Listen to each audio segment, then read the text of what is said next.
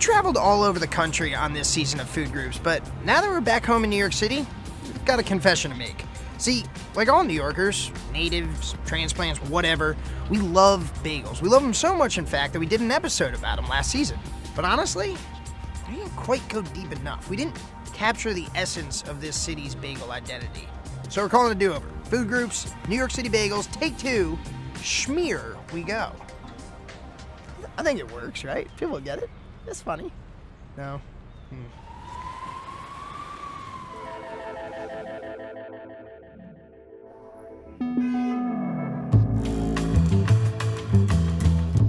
New York didn't invent bagels. Most scholars agree they arrived here thanks to Eastern European immigrants around the turn of the 20th century. So why are they such a defining part of New York City's food life? To kick off our bigger, better New York City bagel tour, we met with Ben Wagenberg, a native New Yorker who's made him a defining part of his life as a certified bagel tour guide. I was born right near here on 16th Street. I grew up in Stuyvesant Town, so it just turns out that I stayed here in Manhattan.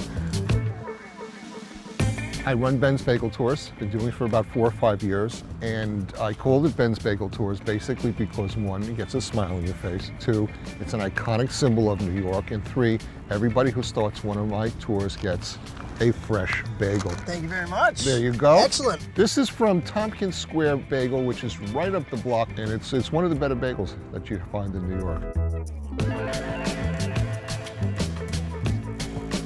Let's talk a little bit about bagel history here in New York. It really came when you had the immigration of Eastern European Jews, especially those from Poland. They had bagels and they were easy to make. It's a way for people to make business. When it became more and more commercialized, yes, you did have a union. There was the Bagel Bakers Union. What killed them all, so to speak, was when Murray Lender invented his process to freeze bagels. And it then became easier for people to buy. It became more generic. One thing that's also part of the bagel tradition is smoked salmon. Lox. Do you know why or when exactly the lox became a part of the bagel tradition? Well, that's one time where, after Yom Kippur, after fasting 24 hours, that's true. A lot of people would eat that, or people would eat that in the morning, or especially like on a Saturday or Sunday morning. And then, when the food like the bagel became more specialized, so did smoked salmon. Yeah. It became more, not just for a small group of people, it became more accepted and more desired. Mm-hmm. Is there anywhere in New York that does it still? Oh, absolutely. If you want to see how they actually make smoked fish, and you want to go to Acme Smoked Fish.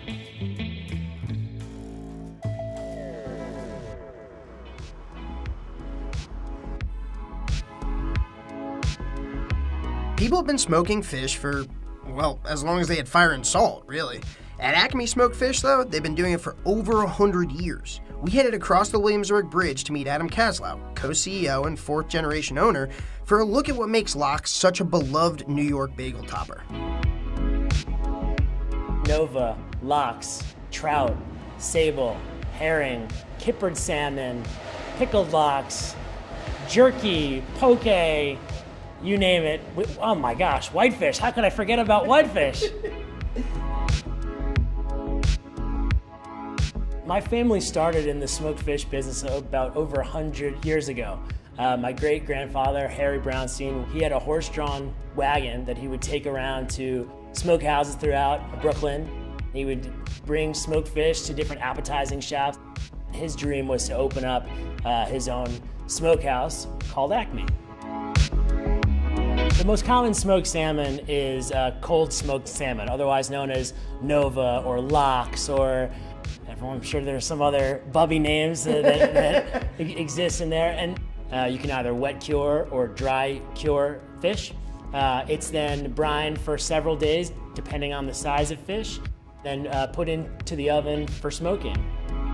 We use a fruitwood wood chip blend. That plate will burn those chips, and the smoke is injected into that oven. Mm-hmm. After that, the fish is packaged and shipped to your local bagel store or deli for fine consumption.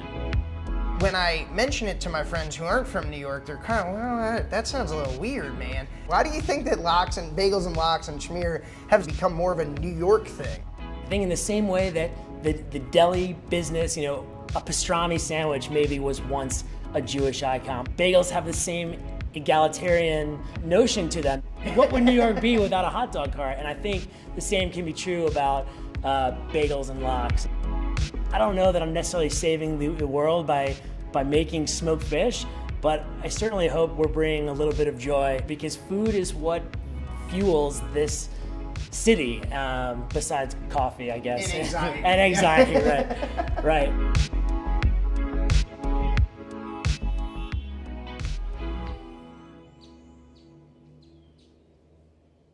Do you have a favorite New York bagel? How do New Yorkers decide on what their favorite bagel shop is?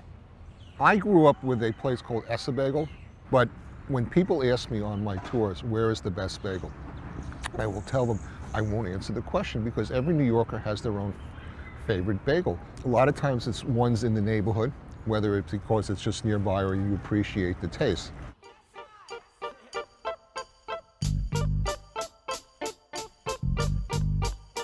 We're in Brooklyn, New York. I'm from Brooklyn, New York. I've been a Jew for about 43 years, and I've eaten bagels for nearly that entire time, as long as I've had teeth. And even maybe before, I might have gummed a few.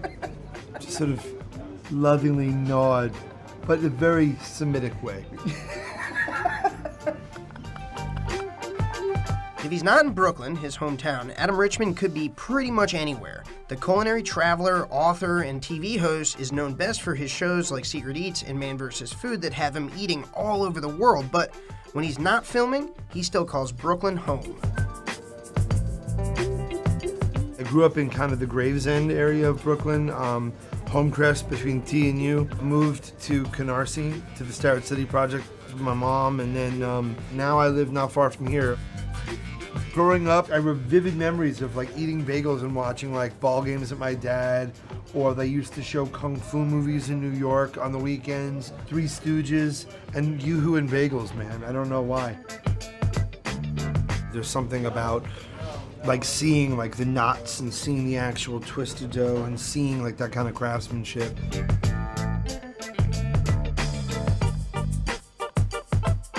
So this is tofu, scallion, whitefish, onion, and tomato on a toasted everything. Good for what ails you. So here, I'll toast you on this. Cheers, man. Cheers to you.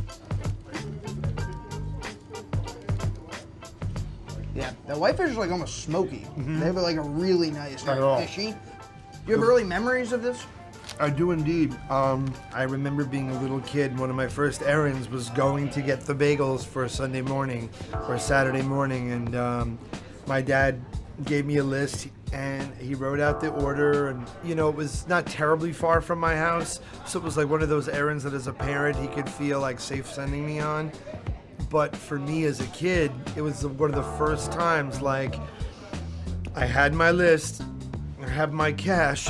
It was one of those great feelings of responsibility, and they smelled so good, and they were, my dad and I both knew this place baked their own, and they would be warm, and you could kind of like feel them kind of give in the bag and kind of crunch in the bag, and then you have this ice cold bag of lox spread and whitefish salad, and being able to ring the bell, and like everyone's excited, it smells good, you know, when you're all there, and Dad, you know, always got the sharp serrated knife to cut them all, and it's almost that big sort of family smorgasbord thing. This was my stepmom's combo.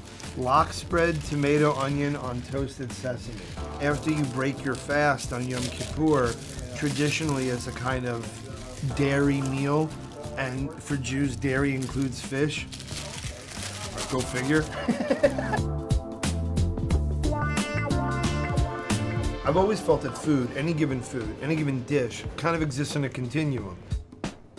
When you reinterpret that dish, it becomes part of a continuum, and it becomes part of your story. People don't realize the history of the bagel and how it encompasses so many countries, and it encompasses such a remarkable story in how it got here.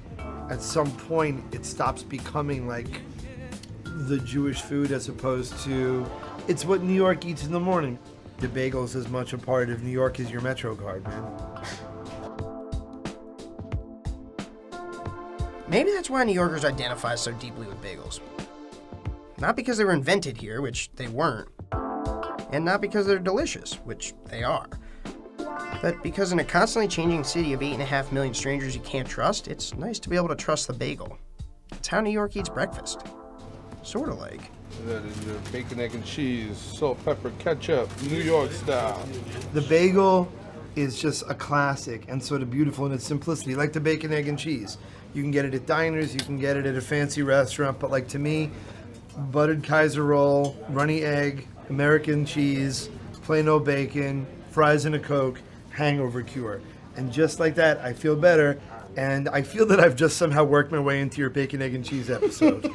So I'll see you guys next episode. Hi, everybody. I'm Adam Richman, still talking about food. Huh.